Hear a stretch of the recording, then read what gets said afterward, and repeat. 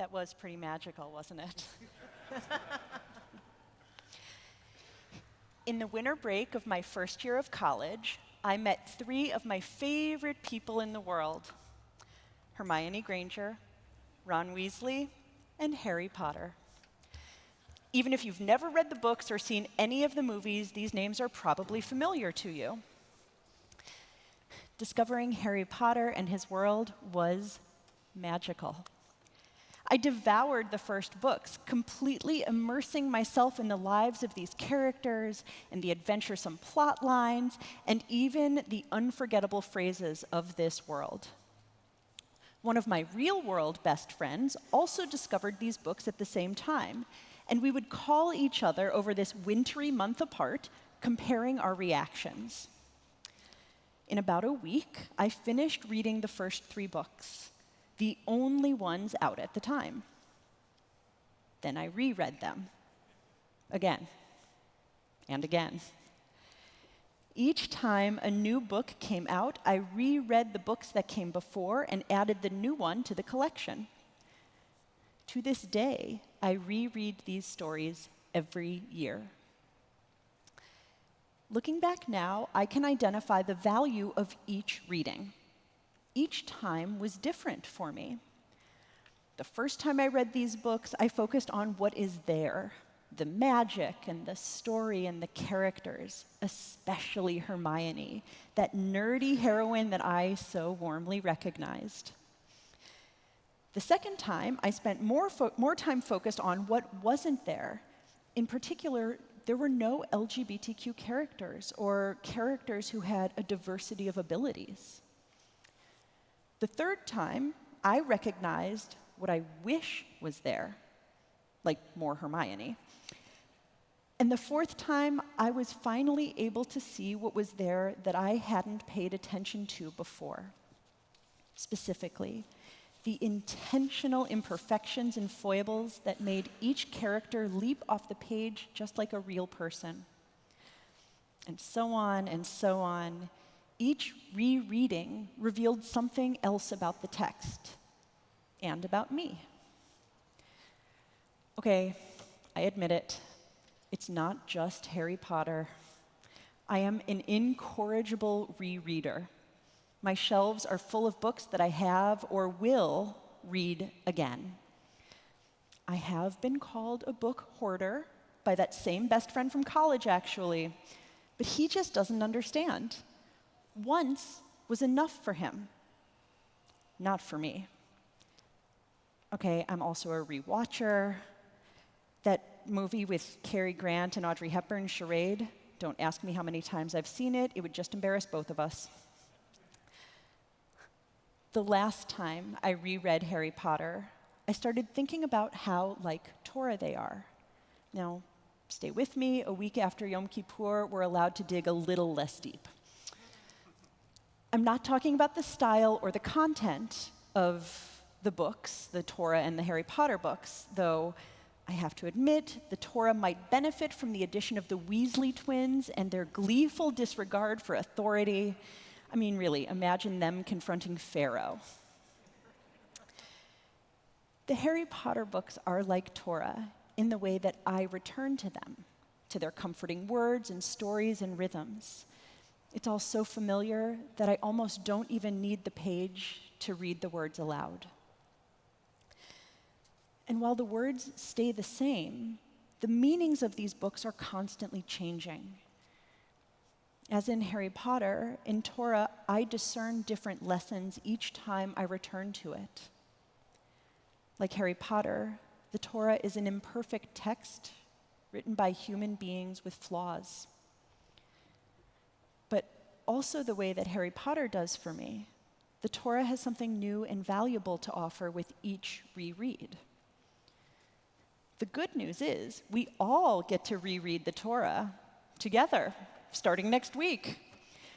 When Sukkot ends, the season of our joy just keeps on going as we celebrate Simchat Torah. It's a whole holiday just for rereaders. I mean, a whole holiday just for Torah.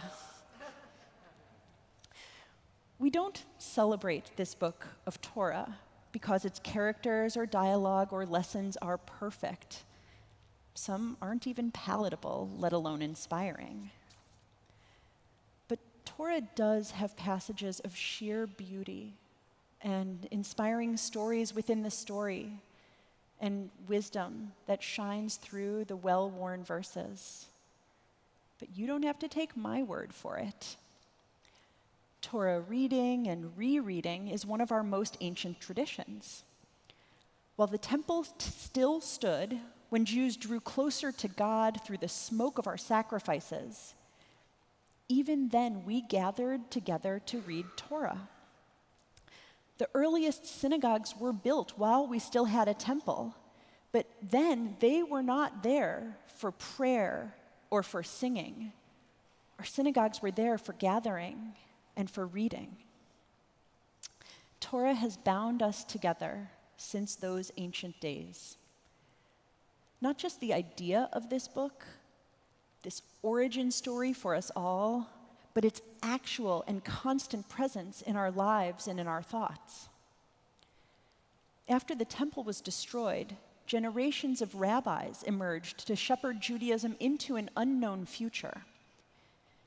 These rabbis began their days doing the most important thing that a Jew could still do without the temple. They began their days studying Torah. Every single day, on holidays and regular days, year in and year out, they read Torah. One of those early rabbis, Ben Bagbag, said, "Turn it over and turn it over again, for everything is within it, and look into it," when he spoke of Torah. Ben Bagbag knew that one reading was not enough, that to truly learn Torah, you had to read it over and over throughout a lifetime. And even if we don't read and reread Torah every day like those ancient rabbis, we still read it together every year, here in our synagogues. Since ancient times, Jews have read Torah together in public settings, giving honor to the words even as we wrestle with their meanings. There are 70 faces of Torah, we are taught. So which faces will reveal themselves to us when we come to the end and once again begin at the beginning next week? In rereading Torah, I've experienced a similar progression that I do when I reread any book. The first time I heard Torah, I focused on what's there. The stories of Abraham, Isaac, Jacob, Joseph, and Moses. On later readings, I spent more time focused on what wasn't there. The stories of Sarah, Rebecca, Leah, Rachel, Bilhah, Zilpah, and Miriam. Later, I began to recognize what I wish was there. More nuance, more emotional subtlety, more glimpses of the characters' inner lives. And then I began to find these things in places that I hadn't looked before, finding what was there that I hadn't been able to see before. Rereading is important because each reading is different. But what makes each reading different? You do, and I do. Each reading is different because we are different each time we read this text. As it turns out, Jewish time is cyclical, not circular. As we come again to the holidays that we've celebrated before, important dates that we've marked before, seasons that we have seen before, we never repeat the experience we had last year. We never return precisely to the same place we were in the past. That's impossible.